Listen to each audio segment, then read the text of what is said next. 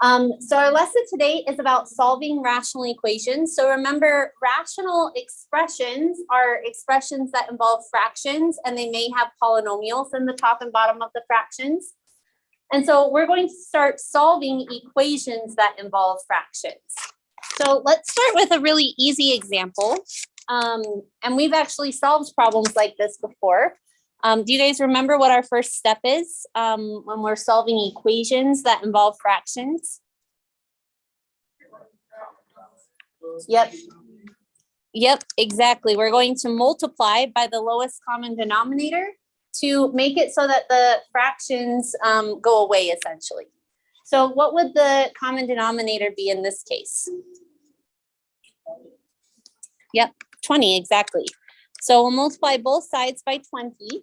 And remember, you need to multiply everything by 20. So we're going to do 20 times x over 4, which should give us 5x, because 20 divided by 4 is 5, and 5 times x would give you 5x. And then 20 times negative 2 will give you negative 40.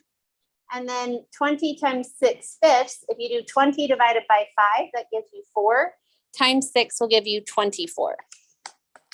And then this equation is way easier to solve because you don't have all of the fractions that the previous one had. And so to solve this one, you just undo order of operations and add 40 to both sides, which would give you 5x equals 64. Then divide both sides by 5. And it looks like your solution would be 64 over 5. And that would be the solution to the equation. And remember, solutions make the equation true. So if you were to plug 64/5 in for x and simplify it, these two sides of the equation would be equal to each other. So that's just kind of a reminder of how to solve simple equations that have fractions in them. And what we're going to work on today is learning how to solve equations that involve polynomials in them as well. So let's do this one. So if we go back actually to this first one, remember our first step was to get rid of the denominators by multiplying by the number that would be our common denominator. So when we're working with polynomials, we're going to do the same thing, but instead of multiplying by a number that would be the common denominator, we're going to multiply by the factors that would make the common denominator of the polynomials. So if we look at this one, what do you guys think the common denominator would be? Perfect, good job. So I'm going to multiply both sides of the equation by a squared. And when I do that, a squared times 1 just equals a squared. A squared times 5 over a. Well, if I do a squared divided by a, one of those a's is going to cancel out. And then I'll multiply that by 5, and that will give me positive 5a. And then on this one, when I do a squared times this fraction, the a squareds will cancel out, and I'll be left with a negative 4. So I get a squared equals 5a, or sorry, plus 5a equals negative 4. And when we look at this equation can't be solved by undoing order of operations because you have an a squared and an a. Yeah. Throw the 1 away. The 1? Yeah. So I did a squared times 1, which gave me this a squared. So you could write it as 1a squared if you want to, but typically we don't write coefficients of 1. Okay, so to solve this or to find out what's going to make this equation true, because I have an a squared term and an a term, that means that I need to use my factoring trick to be able to solve this, because you can't combine the a's at all because one of them's an a squared and one of them's an a. So you can't really solve it with the method where you're like, oh, how do I get the a by itself? Because you can't, since one of them's a squared and one of them's a. But you can make the entire equation equal 0, which would give you a squared plus 5a plus 4 equals 0. And if we can get this polynomial into factored form, where we have two things that are multiplied together to equal 0, then that means that we can say, well, one of the two things will have to equal 0. You guys remember that trick where, like, if 2 or even more than 2, like you could have a bunch of things multiplied together If it equals 0, that means one of the things at least has to equal 0 as well. So to factor that, since that's a trinomial, I'm going to say, well, 4a squared, what two things multiply to 4a squared and add to 5a? 1 and what?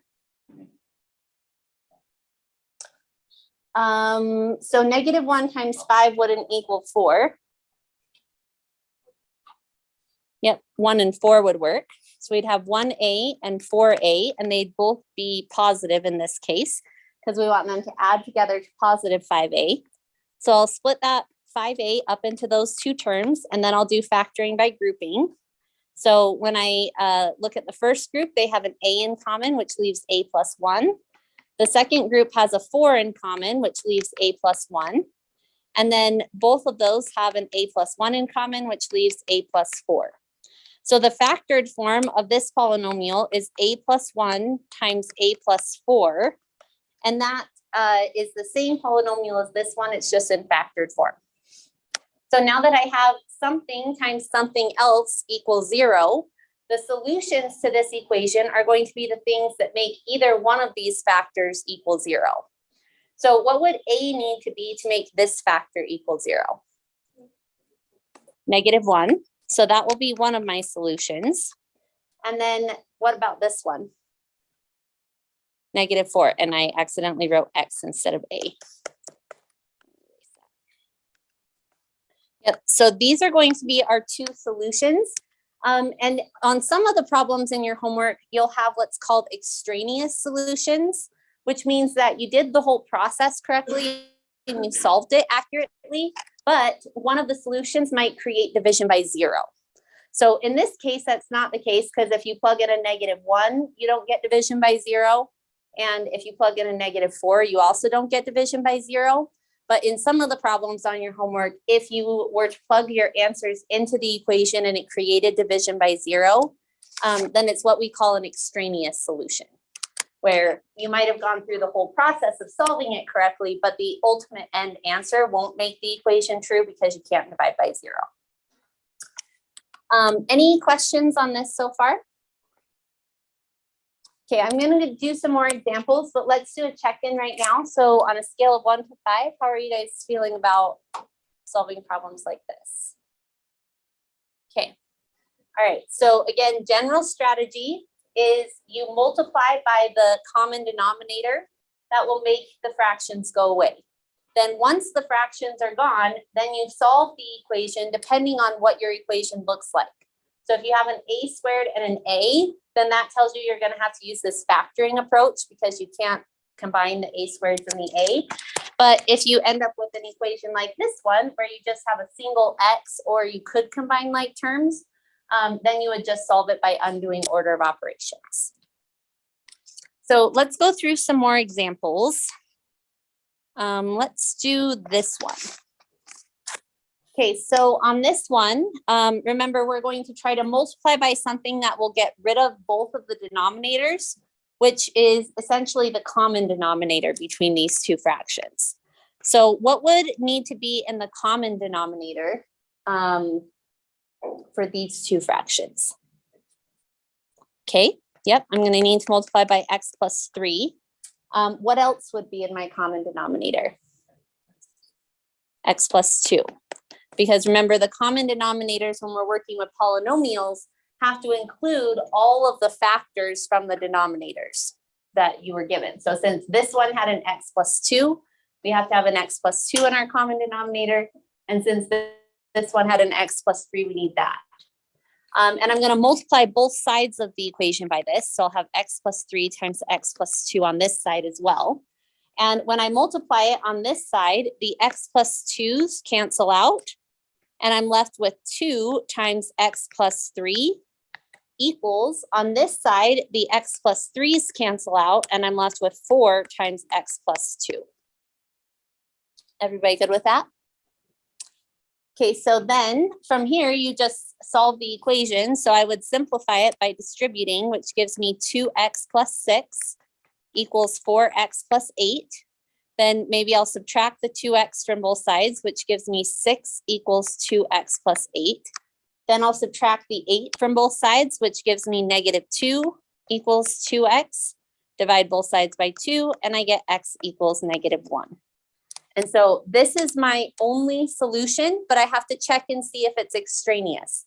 So if I took this solution and plugged it back into my original expression, would it create division by 0? So like -1, if I put it in here, does that create division by 0? And if I put it in here, does it create division by 0? Nope. So that means that this solution is good. If it does create division by 0, then we would say that there's no solutions, because the only solution we solved for was an extraneous one. All right, so that's an example with some polynomials. Do you guys feel ready to try one on your own? Okay, why don't you guys go ahead and try this one, and then we'll go through it together.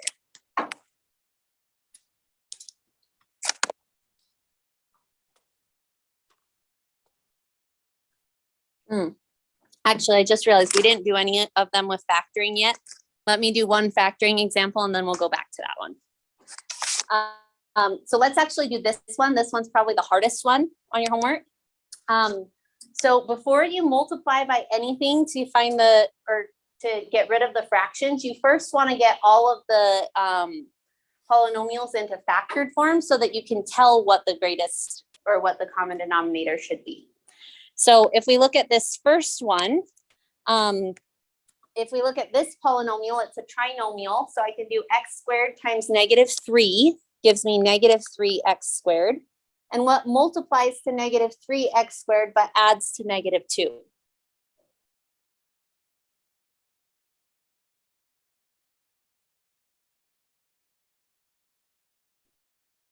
Three and one. And one of them is going to have to be negative.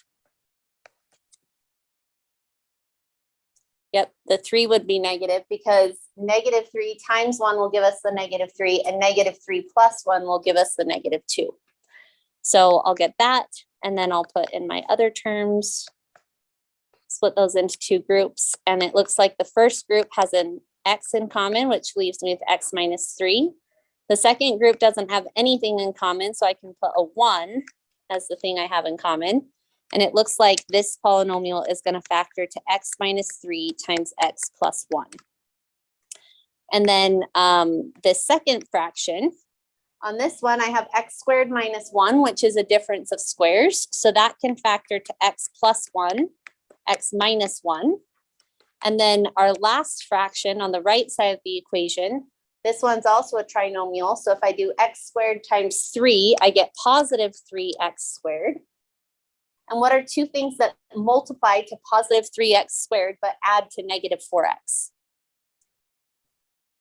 Yep, if I have -3x and -1x, that should work because -3 times -1 will give you 3, and -3 minus 1 will give you -4.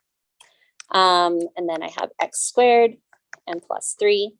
So if I split those into 2 groups, I have an x in common in my first group and a -1 in the next group because I want the stuff in the parentheses to match. And that means that this will factor to be x minus 3 times x minus 1. Okay, now that it's in factored form, now it's easier to see what our common denominator should be. So I'm going to multiply both sides by this common denominator, but what is the common denominator I need to multiply by? Perfect. Yep, because you need to include all of the factors that build each one of these denominators. So since this one had an x minus 3 and an x plus 1, you need to include those factors. Since this one had an x plus 1 and an x minus 1, you need to include those factors. And this one had x minus 3 and x minus 1, but those were already in our common denominator. So we'll multiply by those 3 factors. And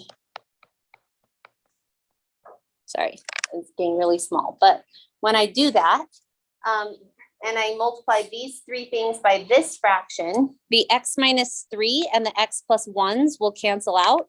And I'll be left with 5 times x minus 1.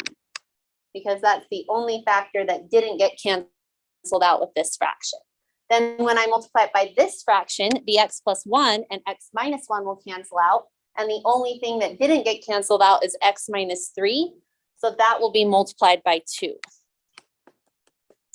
And then on this one, the x minus 3s will cancel, the x minus 1s will cancel, and I'll be left with 5 times x plus 1. Then, once you get it to this point, then you can distribute everything out and you can get 5x minus 5 plus 2x minus 6 equals 5x plus 5. And in this case, I only have x's, like I don't have any x squared, so I'm not going to have to do the factoring trick. I just need to combine all my like terms. So I'm going to subtract this 5x from both sides, which actually cancels out those terms as well. And that gives me 2x, and negative 5 and negative 6 together is negative 11. And that equals 5. Then I can add 11 to both sides, which gives me 2x equals 16. Divide by 2, and I get x equals 8. Then I need to double check and make sure that this isn't extraneous. So you can look at the original expression, or you could also look at it in factored form. And it's going to be easier if you look at it in factored form, because if x equals 8, it won't make any one of these factors equal 0. And so it won't create division by 0. And so that would be our solution in this case. So we hadn't done an example like this, but basically if you have a polynomial in the denominator that can be factored, factor it before you try to decide what the common denominator would be. So now let's go back to that one problem you guys started working on, this one. So go ahead and try this one now, and then we'll go through it together.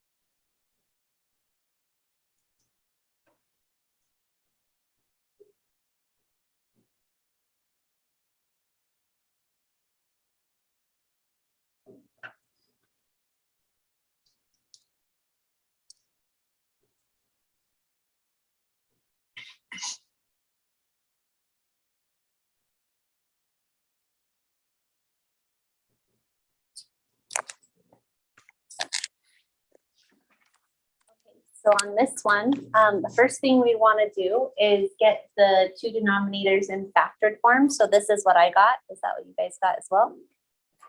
Okay, now what would be the common denominator that we would multiply both sides by? Okay, so we'd have y plus 5, y minus 5. Is there anything else that needs to be in our common denominator? Yep, we also need to have a y because your common denominator needs to include all of the factors from all of the denominators. So we need a y, we need a y plus 5, and then we need a y plus 5 and a y minus 5. And so that would be our common denominator, and we'll multiply both sides by it.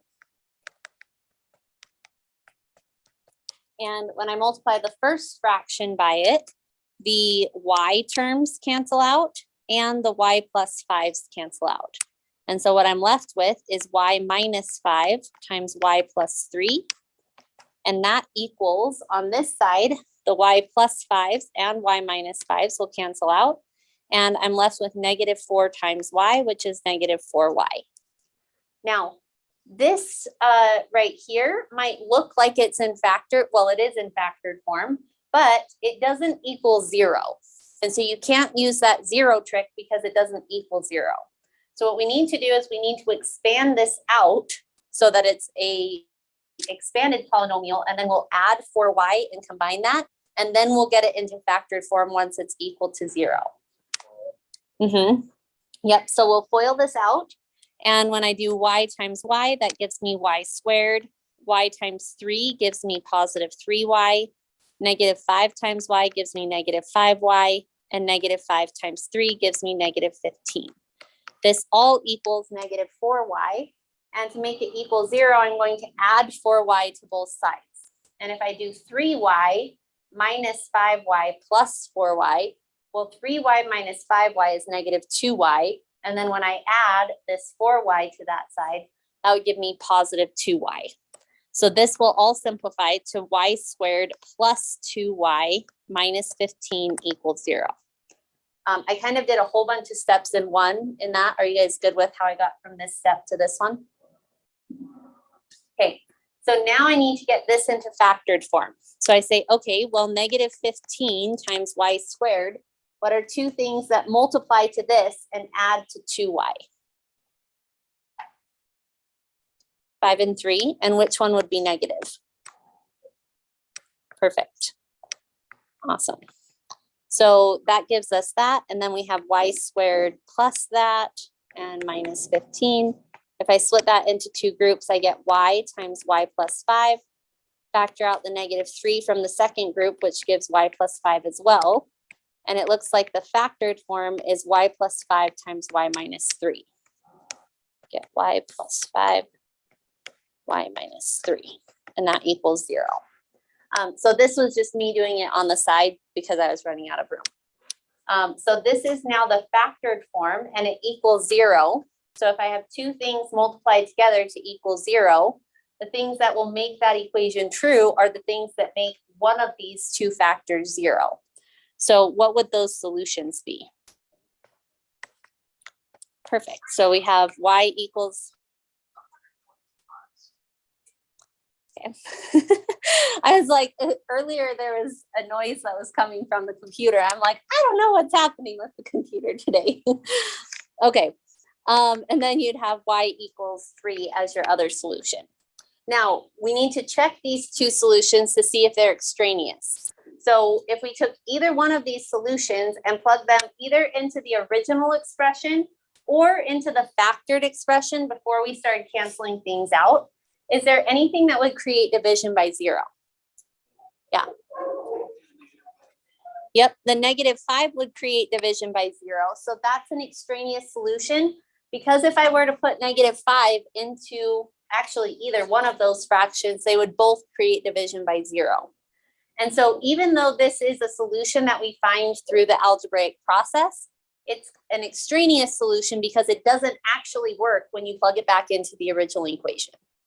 So that's an extraneous solution, but this one is just fine because this one doesn't create division by 0. So this would be your solution. And on your homework, you would just have one spot to fill in your answer. But on some of the problems, you will have two solutions that both work, in which case you'll have two spots to fill in the answer. Yes. Kind of, yeah. Although there are some where they'll give you one spot and then there is no solution because the one solution you find ends up being extraneous, in which case you just say like does not exist. Yeah. All right. Any questions before I let you guys start working on your homework? Okay, cool. So I did read through the feedback that you guys gave me. And for the most part, it seems like everybody's pretty good with the way that class is going. There were some people who were like, can you go a little bit slower? Can you do a few more examples? So if that was you, then let's just do that during homework time. And I can work through some more examples with you as we work through your homework. So if you have any questions you'd like my help with, just let me know and you can start working on your homework.